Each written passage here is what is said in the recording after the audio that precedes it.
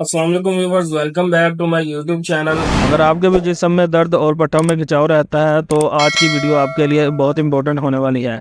So guys, video को miss मत कीजिएगा, वीडियो को लास्ट तक देखिएगा। जिस्म में दर्द और पट्टों में खिंचाव रहना एक बहुत ही मामूल बन चुका है जो हर दूसरे शख्स में देखने को मिलता है।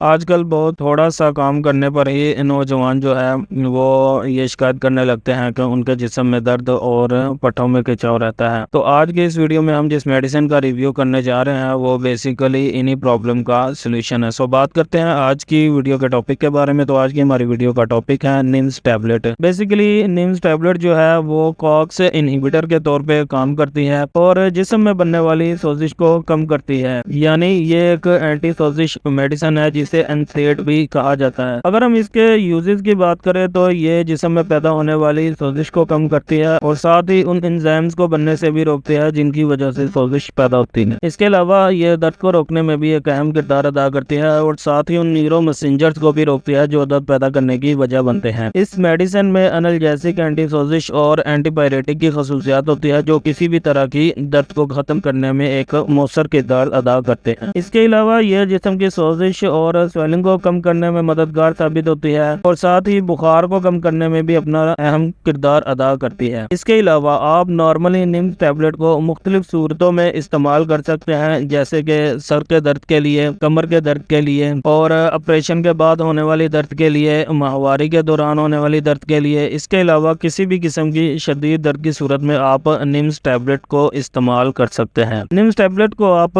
दर्द शकीका और पट्टों के खिंचाव और पट्टों की दर्द के लिए भी इस्तेमाल कर सकते हैं, जोड़ों की दर्दों के लिए भी इस्तेमाल किया जा सकता है और इसको गैंठिया की सूरत में भी इस्तेमाल किया जाता है। इसको बुखार कम करने के लिए भी इस्तेमाल किया जाता है और ऑस्टियोआर्थराइटिस की सूरत में भी निम्स टैबलेट का इस्तेमाल अमूमन किया जा सकता है। अगर हम इसके साइड इफेक्ट की तरफ देखें तो इसको एक लंबे अरसे तक इस्तेमाल करना नुकसानदेह साबित हो सकता है। लंबे अरसे तक इस्तेमाल करने से ये आपके जिगर को भी मुतासिर कर सकती है और कोई सीरियस इशू भी क्रिएट कर सकती है, जैसे कि मैदे में ब्लीडिंग हो सकती है या फिर आपको गुर्दों का मसले से दो चार होना पड़ सकता है। अगर इसके नॉर्मली पाए जाने वाले साइड इफेक्ट की बात करें तो इनमें आपको क्या आ सकती है, मतली हो सकती है, आपकी जिल्द पर धब्बे पड़ सकते हैं या फिर आपको खारिश एलर्जी जैसी सिचुएशन से दो चार होना पड़ सकता है। इसके अलावा आपको चक्कर आ सकते हैं, आपके मुंह का जायका भी कड़वा हो सकता है। अगर इसके प्रिकॉशंस की बात करें तो वो पेशेंट जो दिल के मरीज है, मतलब के हार्ट पेशेंट जो है, उनको निम्स टैबलेट का इस्तेमाल अपने डॉक्टर के मशवरे के मुताबिक ही करना चाहिए। इसके अलावा ऐसे मरीज